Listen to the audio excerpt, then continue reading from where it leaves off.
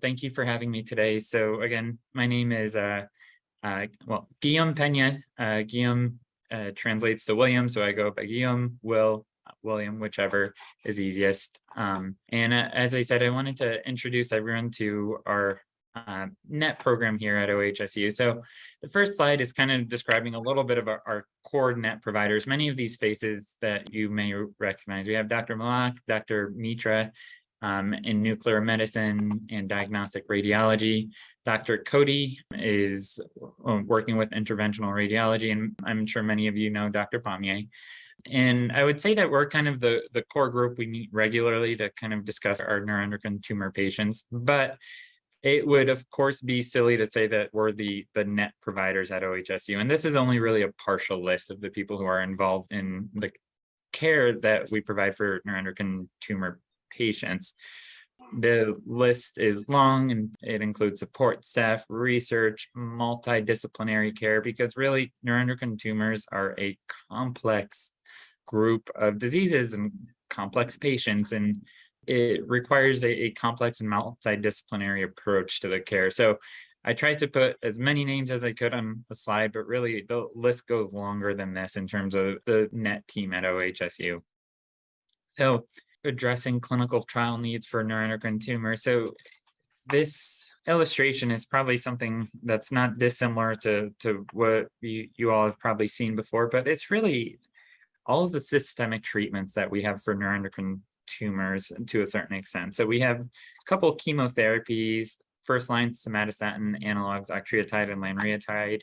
Of course, PRRT currently with Lu-Edotreotide, the TKI sunitinib for pancreas neuroendocrine tumors and everolimus. But there are multiple challenges that we are currently planning to address at OHSU. And those challenges include there's really no current guidance towards the integration of systemic as well as local and regional therapies, and I'll talk a little bit more about that. As much as there's been absolutely fantastic progress in the last 10 years, we're still limited in the number and the efficacy of FDA-approved therapies for well-differentiated neuroendocrine tumors. And then lastly, in terms of the guidance after first-line therapies, there's significant lack of data to guide the timing of second plus line therapy. So looking at the first question, the integration of systemic and local regional therapies, there's no current guidance in terms of integrating systemic therapies as well as local regional therapies. And from a historical perspective, when we talk about the treatment of neuroendocrine tumors, first is always surgery. If you can remove it, that's the goal. And really, after that initial surgery, we consider surgery again if needed. And really, option number 3 is, can we do surgery again? It's always surgery is, can we take it out? Can we debulk? That is always kind of up there on the options. Then once we pass surgery, then we start talking about local regional therapies, ablation, embolization, Y90 radioembolizations. And I would venture to say that even once we have disease that's passed through local regional therapies, we consider doing that again before we go into systemic therapies. I say this is in a little bit of tongue-in-cheek, but historically, that's a little bit what it was, in part because we were just limited in our systemic therapies being not hugely effective and just limited in the numbers. And that's changed recently, specifically in the world of pancreas neuroendocrine tumors and using chemotherapy such as capecitabine and temozolomide. So now we're starting to address, really for the first time, the question of, well, can we and should we move some of these systemic therapies earlier to improve outcomes for patients, help them live better, have them live longer if we give these up front? And this is really the purpose of the SWOG S2104 study, looking at postoperative adjuvant capecitabine and temozolomide.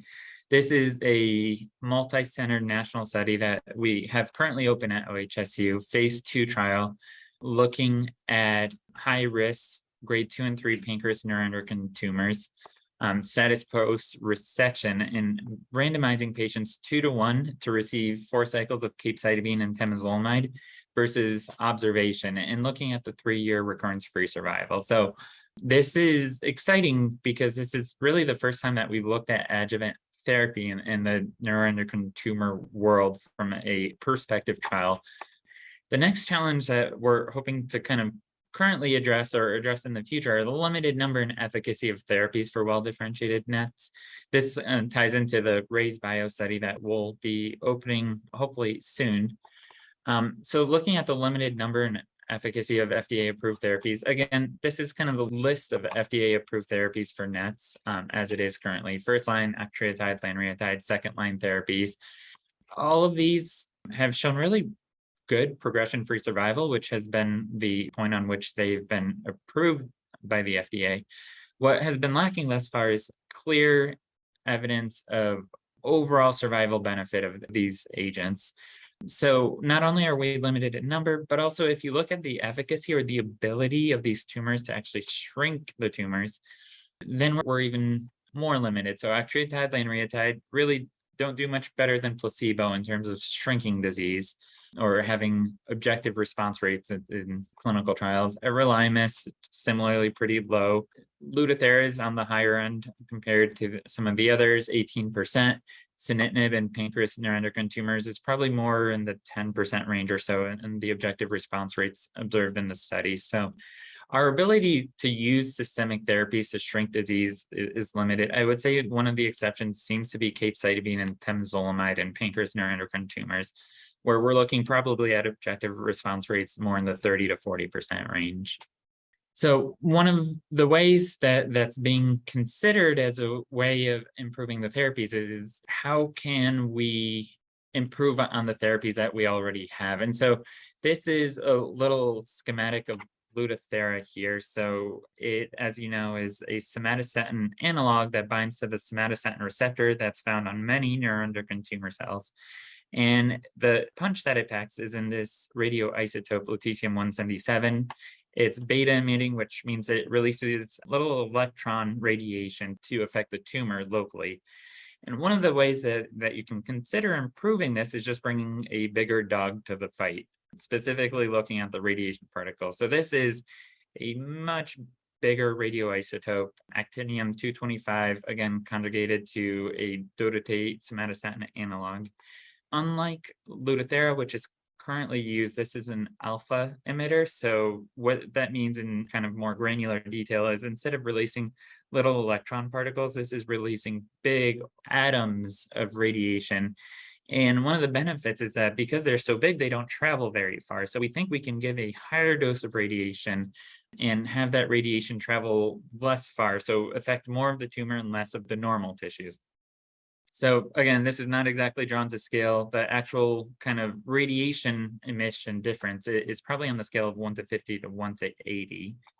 And so this is really the rationale behind the RYZ101 or RAISE bio study looking, and this is a phase 1/3 trial. The phase 1 component is currently open a few sites nationally, and we're hoping to be opening the phase 3 for this trial in Q1, Q2 of 2023 at OHSU. So the phase 1 component is looking at the safety and the tolerability, and then phase 3 will be actually looking at a benefit and progression-free survival, specifically in grade 1 and 2 neuroendocrine tumors that are somatostatin receptor positive and that have progressed after prior Lu-Edotreotide. So this is kind of particularly interesting. After Lu-Edotreotide, what do we do? And so 1-to-1 randomization to RYZ101, which is the actinium dotatate, versus everolimus, sunitinib, or somatostatin analog. The last kind of question that we're looking to address here is there's not much guidance, as I mentioned, in terms of the timing of second plus line regimens. And that's really the goal of the Compose study, which is a multinational study that we have open just recently at OHSU.